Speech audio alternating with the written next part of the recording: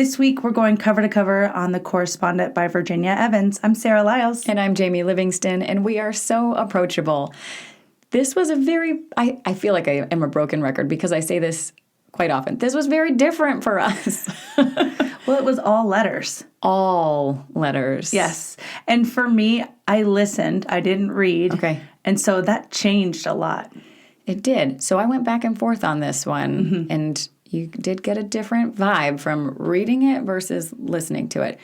Before we get into it, though, I want to know, what are your 3 words? My 3 words are somber, unspooling, and layered.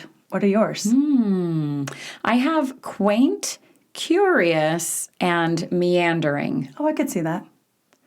Yeah. So that's quite the potpourri of words we've got there if we want to stick with our granny fiction here. What did you think about this genre or how this kind of fit into, I don't know, literary fiction? I don't know what we actually ended up calling it. I don't know. It was very different. Again, because I listened to it, I don't think I was able to appreciate the letter writing or the email writing style. Sometimes it almost felt like irritating in ways, like re.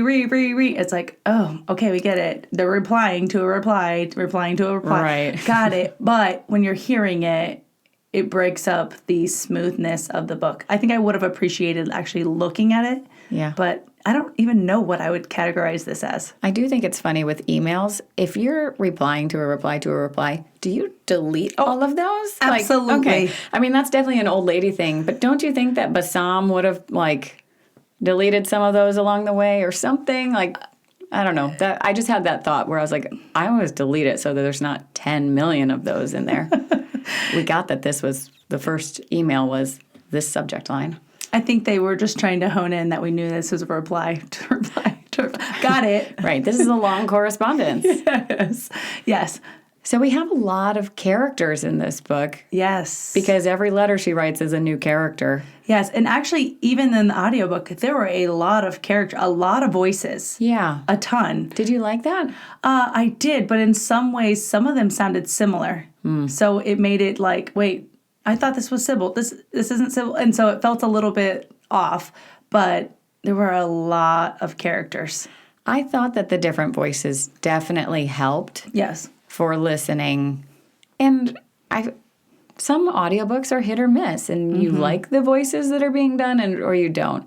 This one, because there was a distinct difference of point of view, I thought it was very helpful to have a different voice and not have just Sybil pretending or reading them out. Oh, I thought it was good to have them in the actual person's voice. The male, the female swap did help a ton. Yeah.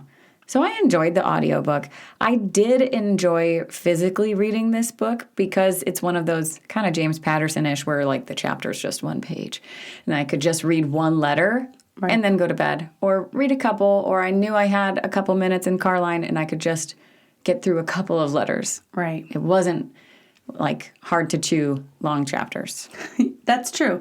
And again, in the audiobook, it felt like 2 seconds. It was like, oh, 1 minute is all this chapter? Okay.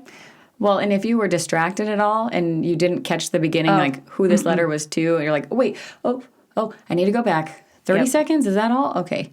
Right. But you had to truly be paying attention to who it was that was talking. And that's probably why, in some ways, I felt lost. I think actually reading this, I might have not been like, wait, go back. Who was that to? Who was that from? You had to really focus in. I think I would have appreciated the to and the from in the actual physical book. Okay. So out of our menagerie of characters, who would you say is your favorite? We've got a whole long list, and I need to actually look at it because there were a 1,000,001 people. Well, I loved Sybil. I love her. At the beginning, she was just so forward and direct, and I resonate well with that. And so for me, I was like, yeah, I feel like that's going to be me at 73. Yes. Just saying whatever is on my mind. Don't really care what anybody thinks. Obviously, I loved how she continued to unfold and became a little bit softer and gentler because obviously life changed her. But I really liked Sybil. What about you? I can see that. And I don't know if I actually made that. I don't think I I pinpointed that, but that is 100% true. I can see that being you at 73. Just being down to earth and saying it like you see it, because she was writing letters for things that did not need to be a letter. And it was like, Sybil, those could have been inside thoughts. Like, nobody cares. Like, no. And her letters to authors, and they were just the president, the president, George Lucas, and some of them wrote her back. Right. I loved that. Absolutely, shoot your shot. Why not? I mean, it makes me kind of want to write a letter, but I enjoyed Sybil. I'm trying to think if anybody else stood out as. I mean, we definitely were in Sybil the most. I did like her neighbor. Theodore, like he was such a nice guy, and just was like always there. So when she was being wooed by this other guy, I was like, come on, what? No way Mick is getting this girl. No, not happening. It's got to be Teddy over here. Yes. So I liked him. I thought her relationship with the kid was interesting. Oh. So the letters going back and forth with Harry, it was just an interesting dynamic as kind of this older woman who could kind of be a therapeutic outlet, perhaps, for this kid. Right. Just keeping him in line. And the fact that she took him in for several months, I believe, that was a really cool period in her life that she was able to kind of help him. And that they had this pattern of letters, like you only mailed them on this day of the month, and I would receive them. I mean, that was the autistic, like the methodology there. So I thought that relationship was really cute. I think and really it took me a while to and still I'm not sure I understand fully, but she really seemed to change in her tone when she wrote to younger individuals. I feel like she really was always trying to help them. And so after learning her strained relationship in her own kids, her own life, it was like, oh, is this a connection of her trying to help others that are younger that need it because she feels guilty maybe?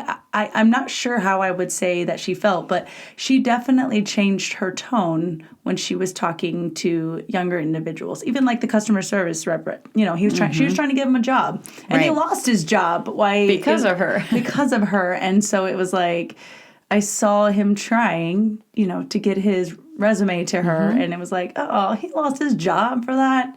I mean, I get it, but. Right.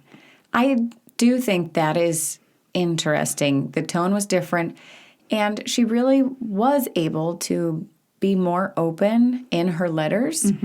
Letters are intimate, and you put thought into them. I mean, I think she said that she took multiple days on some of her letters, writing down a first draft and crossing things out, and then putting that into a final, beautifully scripted letter. And I think it talked about it in the book, how she didn't put that amount of effort into her physical relationships with her own children. Right. And I can see how, what was the daughter's name? Fiona. I can see how Fiona felt distant from her mom because she wasn't getting letters necessarily, or that kind of an interaction. Right. Whereas she was very close with Harry. Right. But Sybil wasn't pouring into Fiona. Right. The way that she did with so many other people. Right. And their interpersonal, in-person communication was not very good. Right. Thinking of letters, I mean, when you think about letters and writing things, do you think there is a huge shift and a change in your ability to think things through? That's kind of, in my opinion, a lost art form. Oh, for sure. I think writing things down, I'm also one of those people that, if I'm going to get in an argument, I need to have, my list down so that, these are my talking points. I'm going to get this out. So that I can communicate it effectively. Right. I mean, I come from news and broadcasting, and I am a big fan of the teleprompter because when the words disappear, I want to make sure that I still sound smart. So I take a lot of time making sure that the words on the teleprompter are the best way to say something because you don't want to accidentally say the wrong thing. Right. And so that's where, I've always found that written words are very important, and you can communicate so much better because in the moment, stuff just comes out of your mouth. Like, ugh. Oh, I know. In just conversations, like on phone calls with friends and family. And you're like, man, I should have scripted that. Like, this could have been a letter. This meeting could have been an email. Oh, that's like my famous saying, but it's not because I'm like, does this meeting really need to happen? It could have been an email. But yes, and so I agree with you. I think one thing I missed as I was looking through your book, seeing those crossed off points, I didn't absolutely catch that listening to it. Like I kind of did, but it was like seeing it, visualizing it, that she took the time to come back and go, I didn't want to say it like that. This is what I wanted to say. Was like, okay, got it. She's really thinking through what she's saying. I'm trying to think of how they actually did that in the audiobook because there was something about scratching it out, but it was very quick. So if you didn't understand like that she was saying, no, this and this and this. So I think it was just like the word no. And in my brain, I was watching her cross out the words while I was listening to that. But yes, they're struck through in the writing. Right. Which is, to me, like powerful in itself. Like being able to say, like, no, she went back and reread what she wrote. And she's editing. Correct. Yeah, I appreciate that. And I miss that because I didn't actually physically read it. Okay, so we have this, I called it meandering because I was halfway through the book and I was like, where on earth is this going? Is there a point? At any point, did you think there was a point to this book? I was like, that's why I said unspooling, because I was like, all right, we're like here in a giant, is there an end? Is there an end? It's still going. Oh, well, here we go. And I felt like, did I just drop all the thread and have to start over? What is going on? I was so confused who the letters that were unsent were going to. I was like, okay, we're figuring her out, but we're so far in the book. What is the plot? What is going on? Right. I was pausing and was like, where could this be going? I mean, clearly throughout the book, we knew that she was losing her sight. Correct. So I was like, all right, is that going to be the climax? Is she can no longer see? And so this is just kind of like... I can no longer write letters. Right. It felt very memoir-ish. Oh, yeah. So it felt like this was a real person and we were cataloging the last remaining months of her seeing life. So I was like, is there a plot? Is there something to actually keep me going? And I do remember seeing several book fluencers on Instagram who were like in the middle of the book saying, should I keep reading this? Do I need to keep reading this? And then they came back and were like, 5 stars. I'm so glad I finished this. I was like, okay, well, I'm here for the ride. We'll see if it's a 5-star at the end. Like, okay. So it was just kind of this slow burn. Right. There wasn't anything dramatic that was like keeping me glued to the next page by any means. But it was just this kind of cozy, I'm learning about this interesting lady. And I'm learning a little bit more about her past as we're going. But it still felt very pointless to me. I will say, I got sad at the end. Definitely not where I'm like bawling my eyes out, but I was choked up a little. My toddler was in the back seat and was really cranky, so I was like, well, I'm reading it to you then. And so I started reading the last few pages out loud, and I was like, okay, that was really sad. I'm sorry, Lottie. I'm reading a really sad portion to you, but it was beautiful, and it did come full circle. Right. So there was part of me where I was like, I would not recommend this book to anyone. But then I'm like, but it is this just beautiful picture of a life that isn't lived these days. Right. Or is very rarely lived these days. So I think it is a good depiction and something that people should see. Right. Or learn about. Yeah. I mean, part of me makes me want to sit down in my own handwriting and write out like my life, kind of get one of those like about your life to your kids type of books. And so that way when they're reading my handwriting, they're thinking of, oh, that was like Mom that wrote all these great things, that had all these great memories. And I felt like, okay, when I was about 3/4 of the way, I was like, okay, maybe that's more of what we're envisioning kind of like what her life was and what her legacy or the things, the past, the mistakes she's made and how she's trying to like get over it. The end finally gave me like, okay, there's a full circle. Right. Yeah. That's beautiful. We talk about her going blind. Why do you think she wasn't telling anybody? Because even from the very beginning, she tells us, like, we know she's going blind, but she doesn't tell her family. But she tells Harry. She tells the boy. Why does she tell Harry?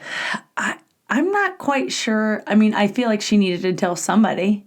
I mean, and I guess that's who she felt like, you're going through this trouble and I want to tell you that, like, I'm going through something too. And maybe that's how I felt.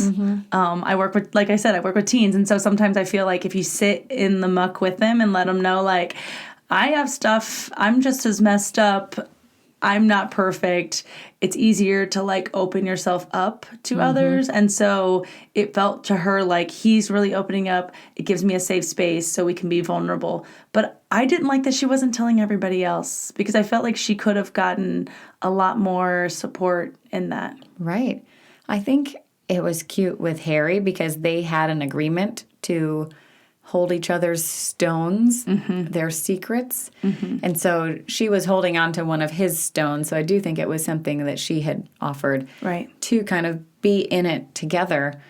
But yeah, tell your family, tell your children. Like, tell your love interest, right? Right? Yeah. And especially for somebody who, I mean, vision is important for all of us. Right. I can't even imagine knowing that I was going blind. Right. And just having dark spots come up and like knowing that you're progressively getting worse. Right. That had to be so difficult. Oh, absolutely. But to not tell people that that was the case, I don't know. I feel like she was ashamed because she wasn't going to be able to drive and was going to need more help. But when you need more help, you have to have people to call. She also was in her 70s. Right. So, I mean, I don't know. I was like, come on. I know you're this well-accomplished lady with a whole lot of really good accomplishments. I mean, there was that lady who came and wrote that paper about her. And so it was really cool to see like, oh, wow, she's not just some, older lady going through these things. Like she actually was well-to-do. She was a powerful woman. Yes. And did amazing things. Right. So she did have a legacy. Right. And I think it would be hard to be somebody who has written thousands of letters to then not be able to look at them ever again. I know. Or to be able to write one because you can't see the paper. Well, and that was a part of her daily life, too, to read and write. And so she had this very regimented life of on this day, on this time, my desk is here, my pen is here, the paper. Like, I envision her having this specific letter writing paper that she uses. Oh, very nice stationery. Very nice. And so I envision, like, this is going to not just change her life a little bit, but change everything about her life by losing her vision. I think she sent her brother some stationery. She was like, this is your Christmas present so that I know that you're going to actually sit down and write me because I don't want emails. Yes. All right. Yes. Bring out the fancy paper. Let's do this. Yeah. I liked that. That was fun. Okay. What do we think about... we kind of talked about this. Sybil seems to find it easier to help strangers and distant acquaintances. We talked about Harry and Bassam. But she's not really able to connect with her daughter. So the relationship she had with Bassam, I just thought was hilarious because she is just this cantankerous old lady who doesn't want her DNA falling into the wrong hands. Mind you, this is a customer service representative that she's reaching out to because she had a late night where she checked a box saying to connect me with any, relatives because she's adopted. Right. And so that's a big thing too, a part of this book. And so she must have checked I didn't check the box. I must have checked the box. That whole back and forth was like, okay. And then she reaches out to Bassam, who's the customer service representative. Right. She had originally reached out to him before she even sent her samples in because she wanted to make sure that they were going to be treated well and they were going to be disposed of. And he was like, I don't work in the lab. We do that with a different company, but I'm sure they'll do it.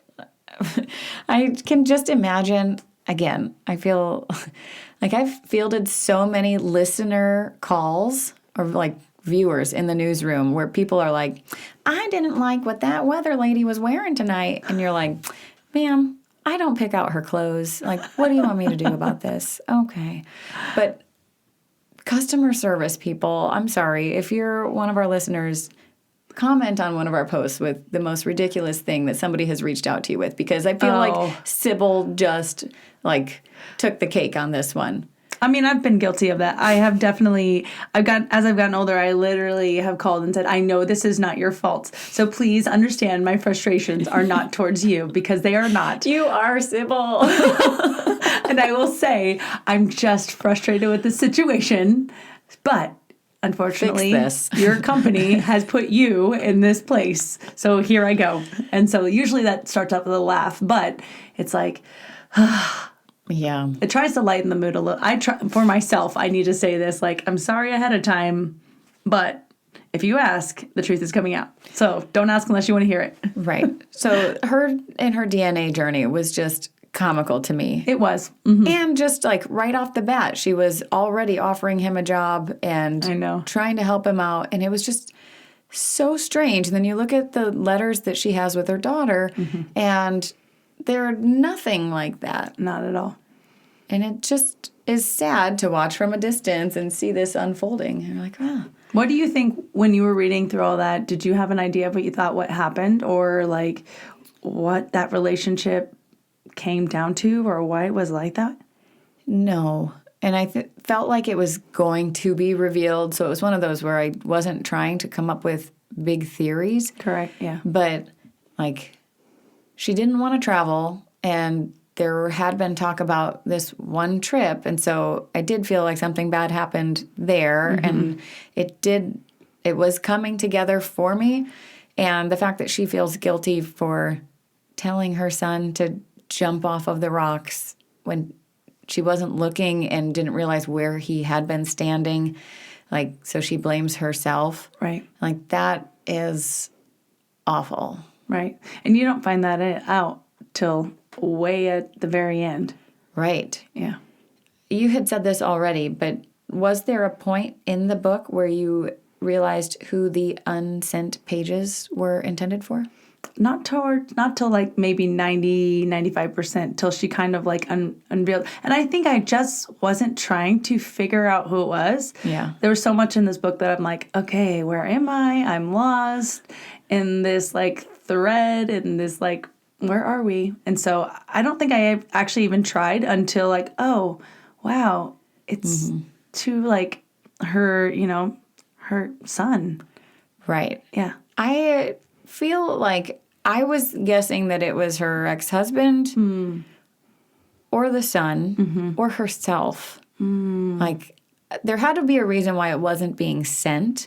Otherwise, I felt like there would have been several correspondents, and we would have had the log of that. So the fact that they weren't being sent, I was trying to figure out, like, who could a letter not go to? True. And so I was trying to figure out if she was kind of doing her own therapy by writing to herself, kind of like what I said in our other episode, where like I wrote myself a letter at the end of every year as kind of like my New Year's resolution, and kind of give yourself a pep talk or a chiding. I felt like that letter was very ongoing, and it had kind of some ups and downs, so I didn't know where it was going. But I did think it was beautiful when we finally got like the meat of that, and talking about how, like, to me, like, you're frozen at 8 and like you would be 54. Like, oh, like, this is how you've like kept his memory alive all these years. Like, how long have you been writing this letter? Did you, I would need to go back and look to see when the first pages of that letter were actually written, because I would have to assume that it was like decades earlier. Oh, you mean year-wise? Oh, yeah. Just that, like, she has been contributing to this letter since he was gone. Yeah. And so I would love to see For 40 years, right? 40 plus what years. that would look like. Or maybe it was just that she's older and is trying to absolve herself of the guilt and it started writing this letter. So maybe I'll go back and check the timestamps on those to see, because that would be beautiful. Again, I feel like I'm overusing that word, but just sentimental. And maybe that was how she was processing her grief. But she wasn't brave enough to tell her family. I mean, her kids didn't know, her husband didn't know that she like carried that guilt. But it ate her up, and that was also like she and her husband split after their son died. I mean, how did you feel about him? And like, because it does come out like he was going to move. They like pretty much said goodbye to each other pretty easily. That seemed so like, I already know, you don't have to say anything. I understand. Yeah, this splitting families is difficult. Yeah. Sometimes it's amicable. Sometimes it's a shared feeling. Yeah. And like, yes, we are just going to part ways.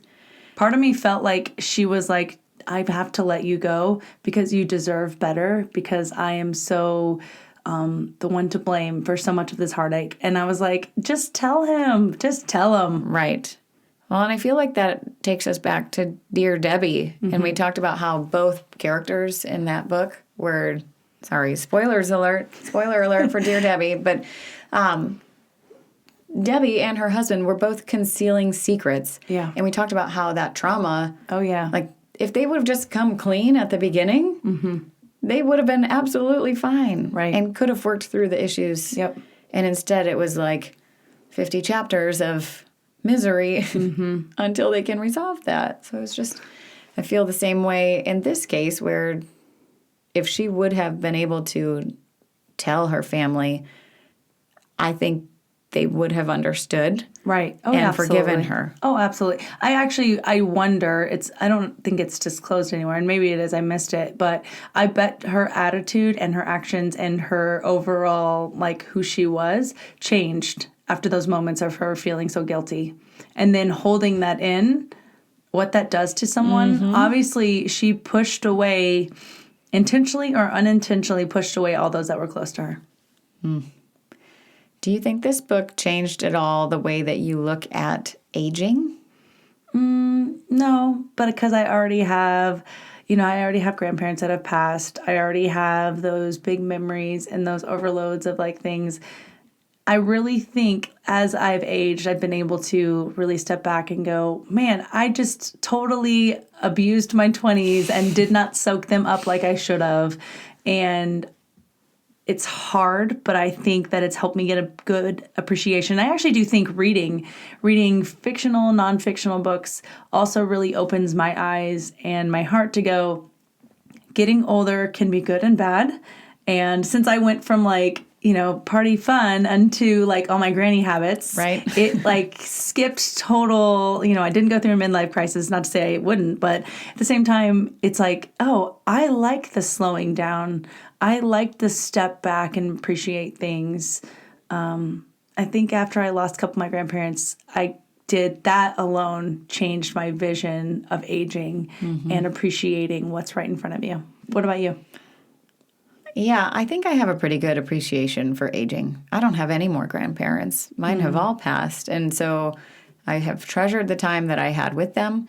I also am not somebody who hates birthdays or acknowledging I'm this old. Right. Maybe it's just because I'm not that old yet, but we're the millennials that think we're young. Right. I am fine. It's fine. But I've never like hit an age where I'm like, I don't want to tell anybody how old I am. Same. Oh my goodness. I can't believe I'm this old. And it's like, but every year brings something new with it. More gray hair, apparently, and a few more wrinkles. But you know what? I love that. And I love that I have somebody else to grow old with. Right. So it's not like the end of the world to get old.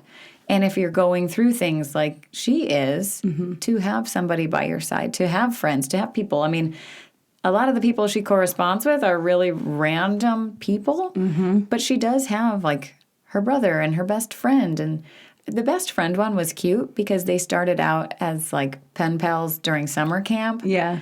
And it just stayed so strong. And I mean, I think Rosalie ended up marrying her brother, or that was somewhere around there, because she was the best friend and former sister-in-law.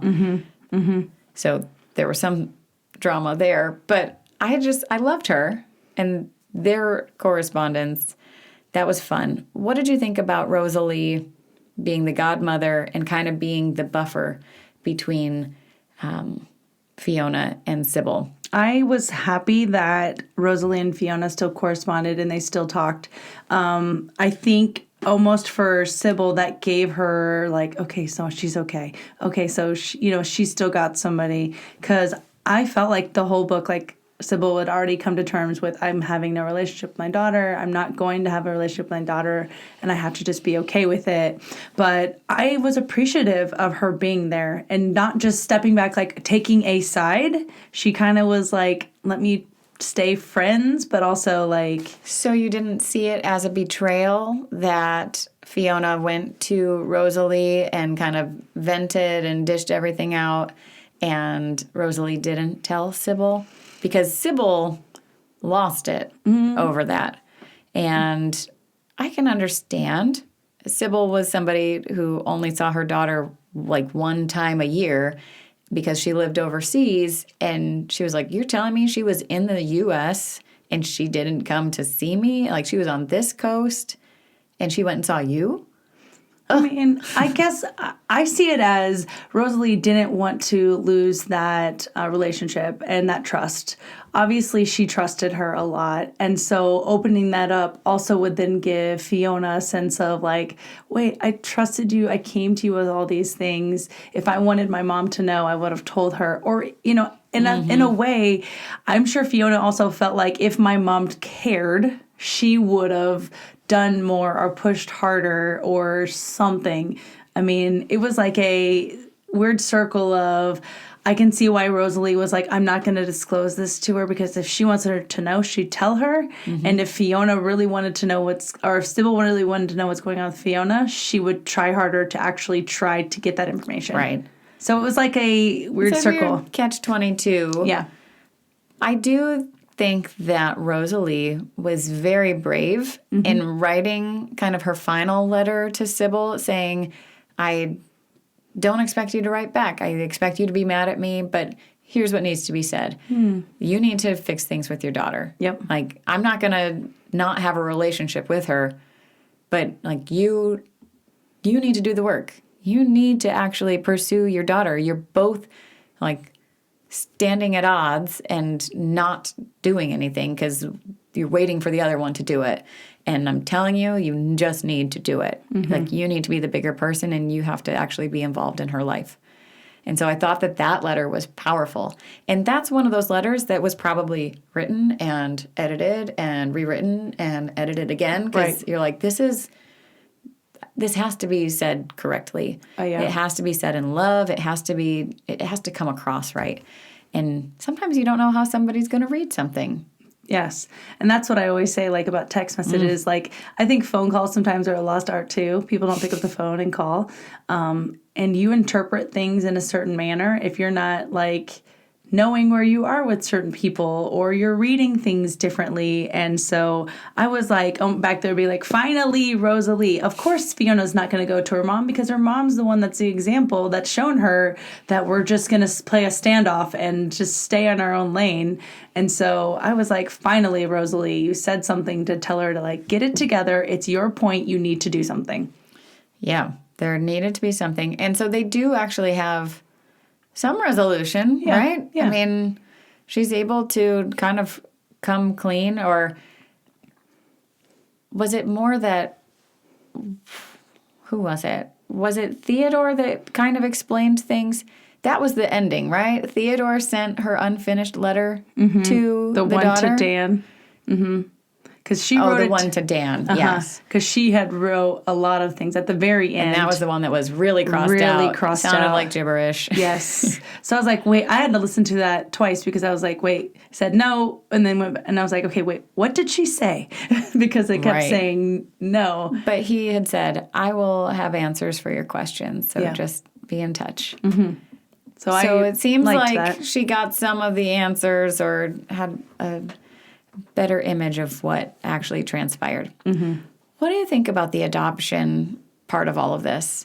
And the fact that she realized that she had a sister out there and now she's like living in Scotland half the time. I liked Hattie. I liked that Hattie came along. I mean, that was like a little surprise. Right. Yeah, I was like, that's nice. She obviously lacks family or family dynamics that started way back at her adoption. So obviously she was scarred from something that kind of like pushed her to be like, oh, I have a sister, which she didn't want to know, but I feel like obviously her drunk self wanted to know. Right. Yes. Her true self wanted the answers. But it wasn't even just a sister, because then the sister had half brothers too, so I don't know how that actually like factors in. But I thought that was so cute that that was also what was kind of inspiring her to travel again, was to go and meet them and kind of, I mean, it sounded beautiful. Have you been to Scotland? Have you? No. I think it looks like a fun place though. Right. I just pictured them out on like the Scottish moors and like the sheep running around everywhere and just like... In their kilts. Yeah. Got some bagpipes in the background. We can hit all the stereotypes. I don't know what it is about Scotland, but I think of like open areas and little like rolling plains. Golf courses. Yes, just beautiful.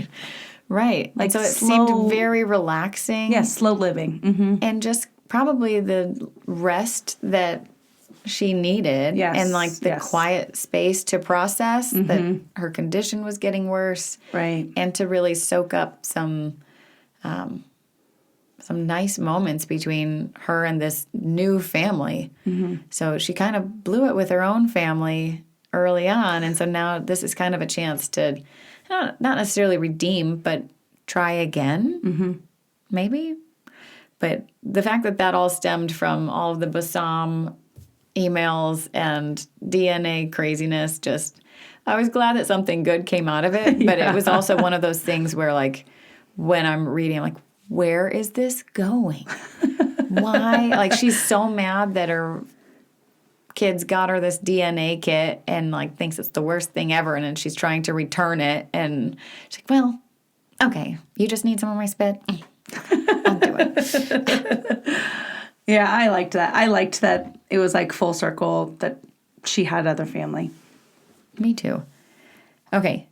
Did your perspective of Sybil change throughout the book? Like from the beginning to the end, did her revealing how Gilbert died change how you thought about her? I mean, yes, because I saw her at the beginning being like controlled and guarded and private, and she turned into being vulnerable and honest and raw. And so I loved that shift of her. And so to me, it was like, that was so big and that was so good. And it was like, oh, because I see myself sometimes, I'm so like, oh, and I don't mean to be. And that's why we've talked about, I'm not approachable. But it's like deep underside, when you can like peel away, you'll get that deepness. But I come with like one chip on your shoulder, and it's not against anybody. I tell them like, it's not against you, but it's just against everybody. And that's my own trauma. It's not yours. And so it was cool to see. It was really cool. What about you? Yeah, I think that we definitely saw a different Sybil. Yes. And she was kind of this abrasive, no-nonsense lady. And by the end, like, she had really softened up. And I don't know if that was because she was disabled. I mean, like, her power, if that's what we want to call it, like her control, like she lost her control. She needed help. She needed support. And I think we all become a little more sensitive in those situations. I mean, didn't she like have a dream that she could no longer, right? And so to me, like, that's her subconscious, like losing the biggest thing in my envision, when hearing that, it was like that was one of the most important things to her, and she was getting ready to lose all of that. Right. The recurring dream was she couldn't pick up her pen. And she had her specific layout on her desk, so she knew exactly where her pens were. Yeah, that was what she had control of in her life. And to lose that would be huge. I mean, I broke my foot, and it's one of those things where, like, I'm a strong, independent lady. I don't need no man. Like, oh, wait, I kind of do. Or, like, some help would be good. Can somebody hold the door while I'm scooting out? Or, like, I'm on my crutches. Oh, no, like, I need my groceries delivered because how am I supposed to get these in? Like, being weak definitely will humble you. Yeah. And I think that was kind of part of it. She was processing a lot of things without an actual therapist. And so these letters were her therapy up until the end. Yeah. And I thought it was really beautiful that Theodore was writing the letters for her. I know. After she lost her sight. He was so sweet. And then he would put his own little note at the end, like, hope you got the letter. We'll see you soon. Written with love. It's like, oh, he's just the sweetest. I know. And then his backstory, do you remember his was like concentration camps and sad. So sad. Ugh. And the guilt that he feels because he was the kid that was chosen to survive. I know. Like that was awful. I think he said they went to Dachau. I've been to Dachau and it just going to a concentration camp is so heavy. Oh, I bet. And so like reading that was just like, ooh. And yet he's this like jolly old man. It's like you can make good things out of bad things. And like that's my goal in life. Yeah, it was, I liked him. He was very sweet. Okay. We talked a lot. Yes. There were a lot of very strange things and good letters, weird letters. She wrote letters to tons of famous people and got letters back.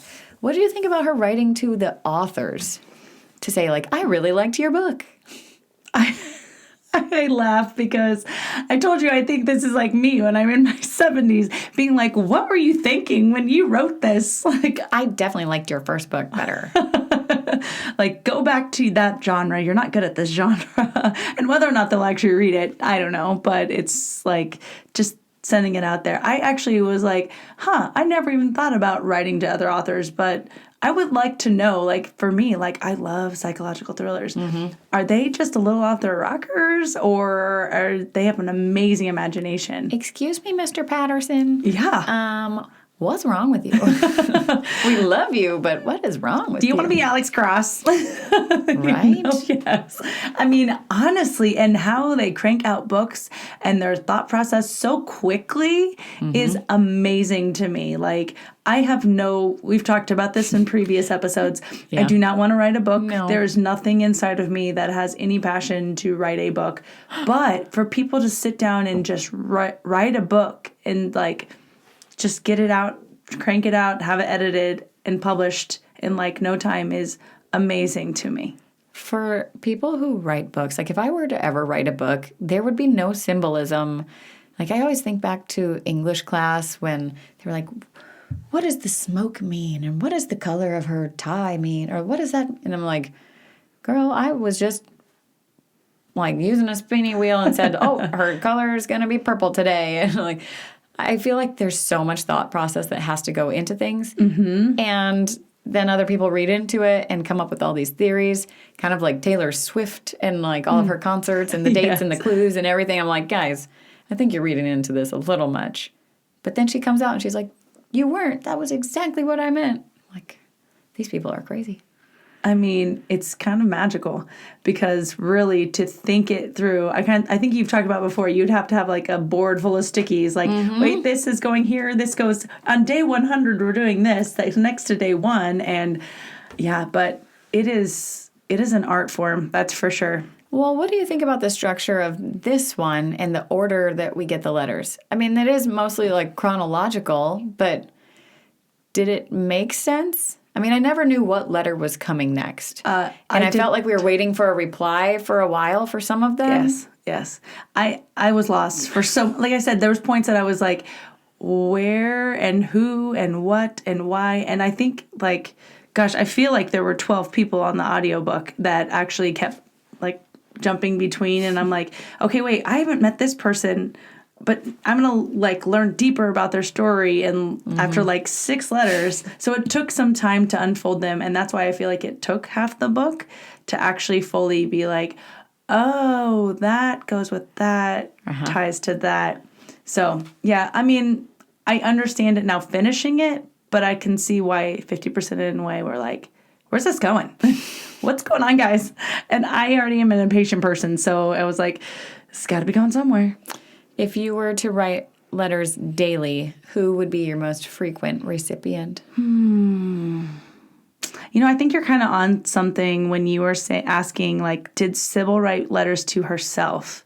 I think that would be powerful in itself. I mean, that's a diary, right? Sure, yeah, like a journal diary. I think to me, like, that could really open your eyes to be able to go back and appreciate the things that you did not appreciate in the moment. And I think to yourself, like to me, to sit down and write letters to myself, I think, not to say I'm going to do it, because I know myself, I'm not going to do it, but it is, I can't tell you how many journals I have started and never finished. Right. And maybe gotten to like 2 pages in. Yeah. I'm like, January 3rd. That was always like a New Year's resolution that died quickly. And so, I think that would be something that would be powerful. But again, to keep me in it, I would need to write to someone that wrote me back. So that way it would be, and I mean, I don't know. I always think like elderly have so much insight. Finding someone like, of course, my only living grandma, she's not in a place where she could write a letter, but it'd be cool to like learn deeply about someone from another country, from another life, like to know what their life is like. Yeah. I mean, I feel like I would end up writing my sisters because they're both out of state, because it would be weird to write letters to people that I live with. Oh, yeah. And so I feel like it would have to be somebody who's farther away. Right. And I think that goes back to the fact that Sybil didn't have a good relationship with her kids because she spent time sending letters out, away. And even though her kids did, in fact, move away, I feel like from an early age, she didn't communicate with them. Right. So I feel like my sisters would get a lot of letters. I mean, we FaceTime a lot, especially now. There's another baby, so we FaceTime to see the baby. My parents, I would probably communicate with more. I mean, if I had the intention to sit down and write letters, because I could call them up right now, and I still don't like talk to them very often. But in a letter form, maybe I would. Maybe we would have a deeper relationship. Right. I think there's things like during COVID times that came about that I wish we would have appreciated and stopped. And like, I feel like we had some time where we reflected and went like, I have a big appreciation for being with people.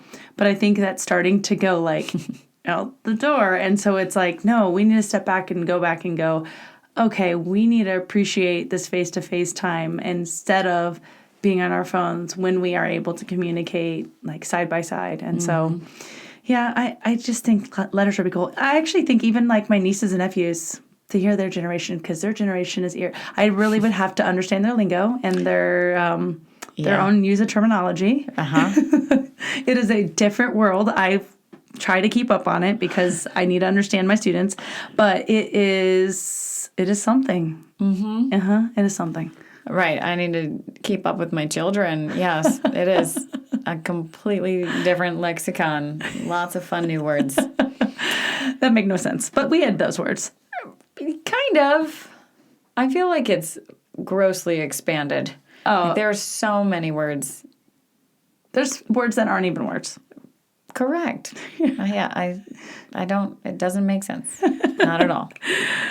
I did... If you can tell by our meandering conversation, I didn't take any notes while I was reading this book. It was one of those things where I didn't know how to take notes. So when I was typing up these notes for us in the episode, I was like, all right, I just need to go back and log all the characters because I literally am not going to be able to keep them straight. But I normally write down quotes, but there wasn't dialogue. Right. So it would have been just like a quote from one of her letters, and so that felt strange. and I didn't know where any of it was going or if it had significance. And so I didn't write anything. You're the note taker. Right, and I didn't. So it was very strange for me. But I think that was kind of part of this, was that everything was just a letter. So me writing notes on notes would have just been strange. I don't know. That was just a weird takeaway for me, that I didn't even know what to take notes on in this one, because I just needed to hear the reply. So I just wait till I got to the reply to ask my questions. Yeah, that's true. I mean, it was a different, and I've never read or seen any other book like this where it's just letters, just emails in that correspondence way. I've never. Yeah, and this was her first book. Yeah. That's crazy. What do you think about the cover? I like it, actually. So I think about birds as like messengers. And so like the symbolism there, and then like the space between them. I'm sure that has to be some symbol.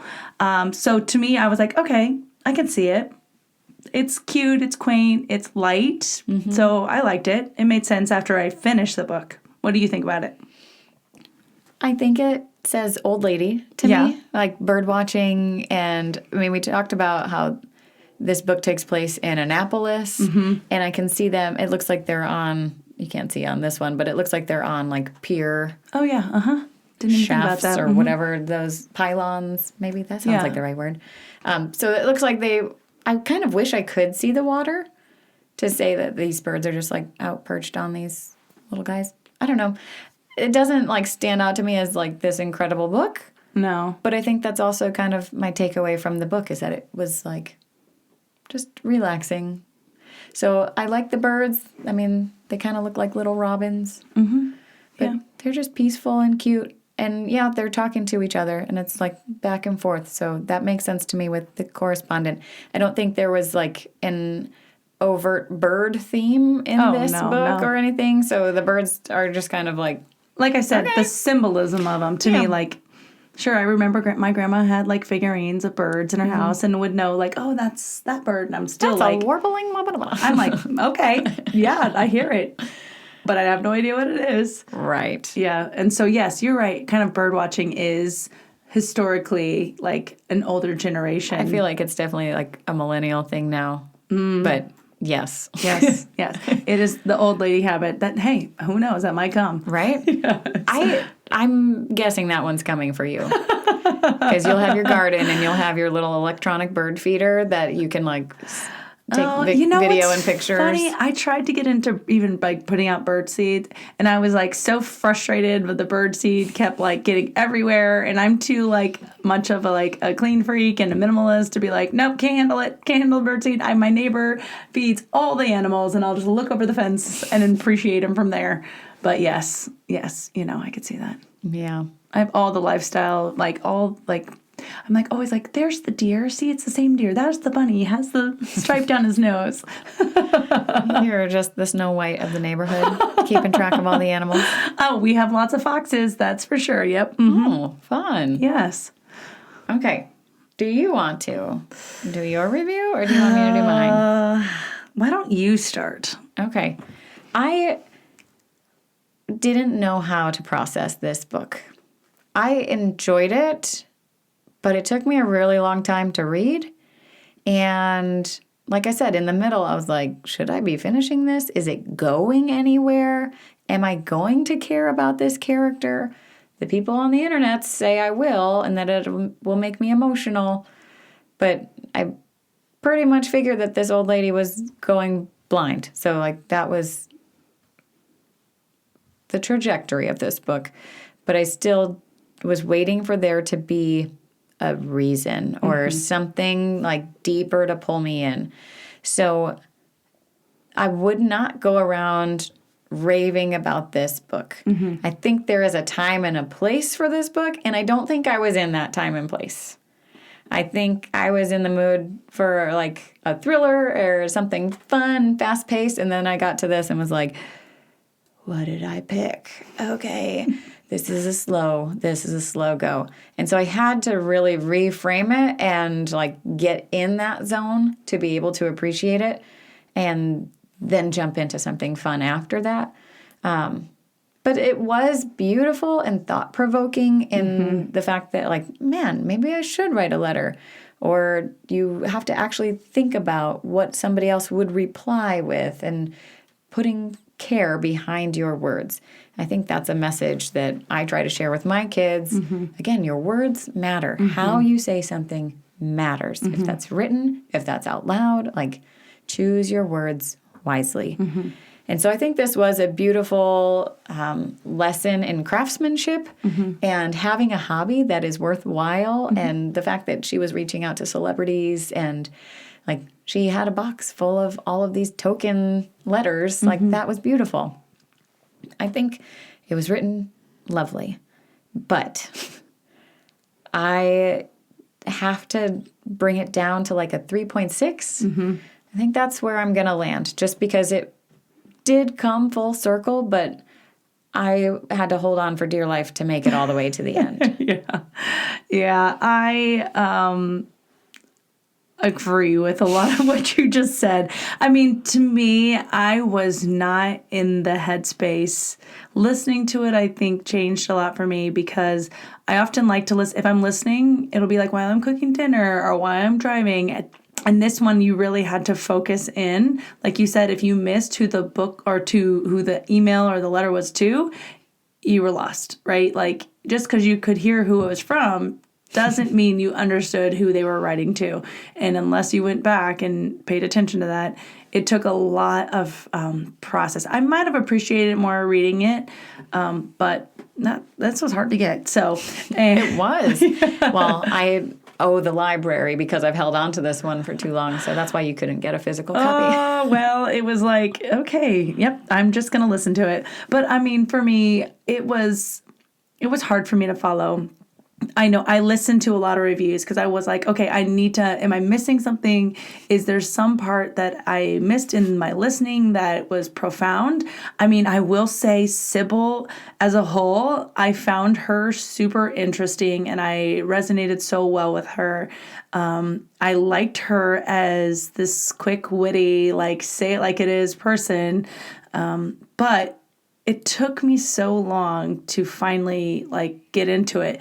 I definitely was not looking, like, it wasn't like a book that I was like, oh, I got to know what's happening. Oh, what's next? What's next? And mind you, yes, I get it. I cannot compare this to thrillers. I can't compare this to those. So it's like, I got to put this on a different level completely because it's its own genre, really. I mean, it is like, kind of like you were saying, like a memoir of some sort, like trying to unfold her life and figure out these, like, letters and where they're going. And like you said, words have power, and that's powerful. And when written words that are staying there forever, they actually have a little bit more power, because you really have to think through, like, this is a receipt here that I'm handing off going, you're going to hold me to this. If not, you can throw it in my face, because I can deny anything that you said I said, right? And so I appreciated the correspondence in it, but I did not, I struggled with sticking to this one. I struggled with, like, going back to it. It was definitely like something like, okay, I got to listen to it. I got to finish this. Okay, we got to go. Come on, Sarah, come on. I mean, but again, for you to be as long as you were, I was like, okay, I'm glad it's not just me, because it took me some time. So, I mean, I got to go like a 3.4, because, I mean, I see why some people felt like it was a 5 because of the symbolism and the deepness and the in-depth. But for me, it just wasn't there. Yeah. I think it overall, like, if you were in the mood for a slow, meandering read that could be this beautiful depiction of aging. Sure. Yep, it's a home run. Yeah, I think my mom would love this, really. Yeah. Like, thinking of people, like, I could definitely think of people right away, like, oh, you would love this book. This is right up your alley. You like this type of book. You're not a psycho like me, right? I don't regret reading this. Right, no, absolutely I don't not. regret it, but I definitely wouldn't be raving about it for, like, from the rooftops. Right. I just wasn't prepared for the slowness, the pacing. I think especially coming off of Dear Debbie, where we said this was like your fly through it. Oh, yeah. Like 2 days. Oh, yeah. Easy to digest. And then this one was like, slamming on the brakes, like, oh, we're going slow now. Okay. We're changing pace real quick. Right. Yeah. But you know what? That's what this podcast is all about. Yeah. We're trying new things, friends. Yes. And that's why I love when I see reviews and people recommending things, because it really does push us outside of our comfort zone and or to all right, let's try new things. Why not? Right. And I mean, I can say, did I take away stuff from this book? Absolutely. Mm-hmm. And to me, that's always how I feel about a book. Can I walk away and be like, did I just read that for fun? Was that super fun? Or a book like this, I have to look and unfold and go, I got it. Slow down. Appreciate what's right in front of you. Cherish relationships. Yeah. So, yeah, I can see where they feel that is deep. Yeah. All right. Well, I'm assuming that our next book is going to be a little faster paced than this one. We'll see. So we can keep reading. Keep ranting. And remember, you are so approachable.